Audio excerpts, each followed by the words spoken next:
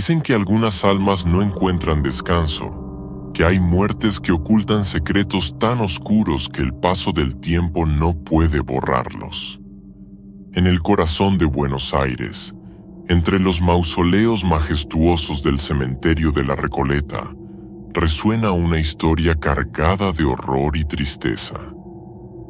Esta es la leyenda de Rufina Cambaceres, la joven que, según cuentan, fue enterrada viva.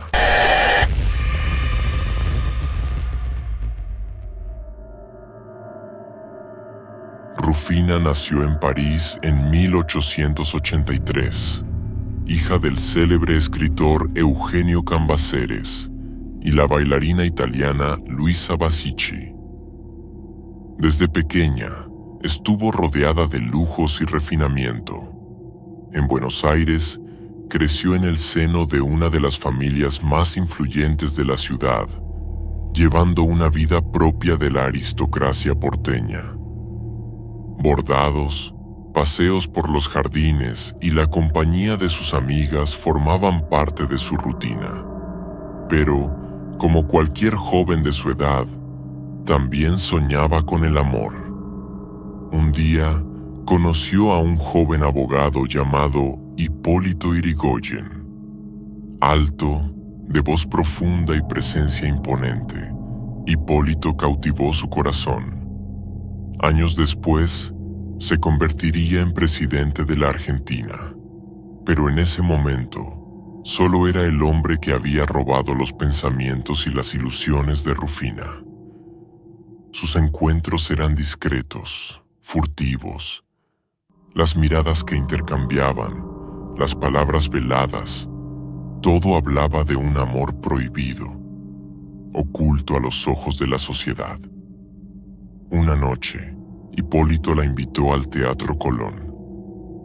Rufina, emocionada, creyó que finalmente su amor sería revelado al mundo. Pero la mañana de ese mismo día, una amiga cercana la visitó con el rostro tenso. Le reveló, con voz temblorosa, un secreto que haría que el mundo de Rufina se desmoronara por completo. Hipólito, aquel hombre que ella tanto amaba, era también amante de su madre. El dolor que sintió fue insoportable. Rufina no dijo nada. Solo se levantó lentamente y, con la excusa de que necesitaba descansar, se retiró a su habitación. Pasaron horas hasta que una de las sirvientas la encontró inerte sobre su cama. Su piel estaba fría y no se percibía movimiento alguno. La noticia corrió rápidamente. Rufina había muerto, víctima de un síncope, un paro cardíaco causado por el inmenso dolor que la traición le había provocado. Esa misma noche, fue enterrada en el panteón familiar del cementerio de la Recoleta, junto a las joyas que llevaba puestas el día de su muerte.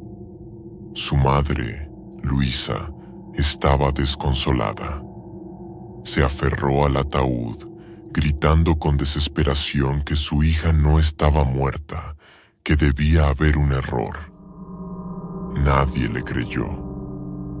Los médicos habían certificado el fallecimiento y el entierro se llevó a cabo rápidamente. Sin embargo, el destino aún tenía un giro macabro reservado para Rufina. Esa misma noche, el viejo cuidador del cementerio hacía su ronda habitual cuando escuchó un ruido extraño.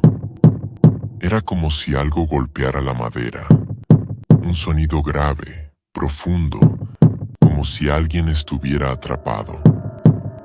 A la mañana siguiente, Luisa regresó al cementerio junto a un grupo de hombres, movida por un extraño presentimiento. El cuidador les señaló el panteón familiar y tras una breve inspección, decidieron abrir el ataúd. Lo que encontraron heló la sangre de todos los presentes. Rufina no había muerto. Había despertado en la oscuridad del ataúd, rodeada por el felpa suave de su interior. Desesperada, había golpeado la tapa, arañado la madera con sus uñas hasta que éstas se rompieron. En su lucha por sobrevivir, se había girado en el estrecho espacio, quedando boca abajo. Murió asfixiada, sin que nadie escuchara sus gritos. Desde entonces, se dice que su espíritu jamás encontró paz. Los rumores de la tragedia comenzaron a esparcirse, y quienes visitaban el cementerio contaban historias de susurros y golpes en la madera, como si Rufina aún estuviera luchando por escapar de su tumba.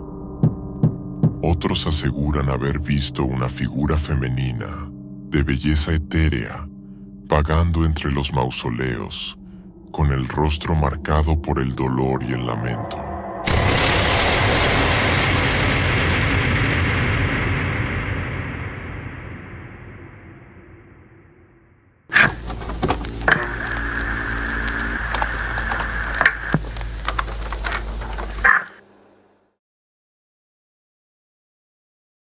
Era una de esas noches frías de invierno en las que la ciudad parecía respirar al ritmo lento de la madrugada.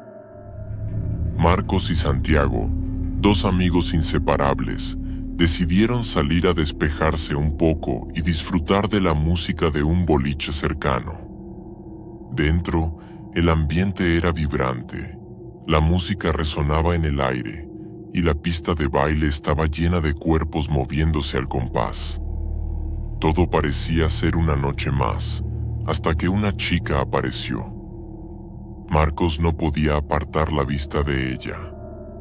Era hermosa, con una sonrisa magnética y una mirada que parecía atravesarlo. Estaba sola, bailando en una esquina oscura, casi como si no perteneciera a ese lugar. Santiago, rápido en notar la fijación de su amigo, le dio un codazo. «Ve y háblale, ¿qué esperas?», le animó con una sonrisa. Marcos, nervioso, se acercó a la chica. Contra todo pronóstico, ella lo recibió con una sonrisa cálida. Hablaron y rieron, perdiéndose en la música y en la cercanía del momento. Al poco tiempo, se escabulleron juntos hacia una parte más privada del boliche, donde las risas continuaron y se dieron el primer beso. Pero cuando Marcos regresó junto a Santiago, algo en su expresión había cambiado. Tenía el rostro perturbado, como si algo lo hubiese inquietado profundamente. Estaba muy fría, murmuró, con un tono que mezclaba confusión y temor.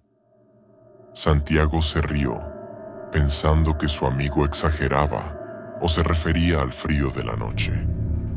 Pronto, las luces del boliche comenzaron a apagarse y los tres decidieron salir a la calle. Afuera, el frío cortante del invierno los envolvió de inmediato. La chica, temblando, se abrazaba a sí misma. «Tengo frío, mucho frío», susurró ella, con una voz débil. Marcos, queriendo ser caballero, se quitó la chaqueta y la colocó sobre los hombros de la chica.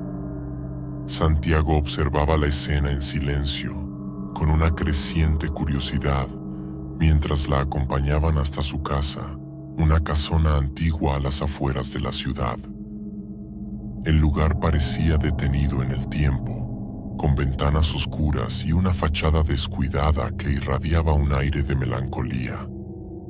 Se despidieron en la puerta, y ella, con una sonrisa lejana, les agradeció por la chaqueta antes de entrar en la casa sin hacer ruido.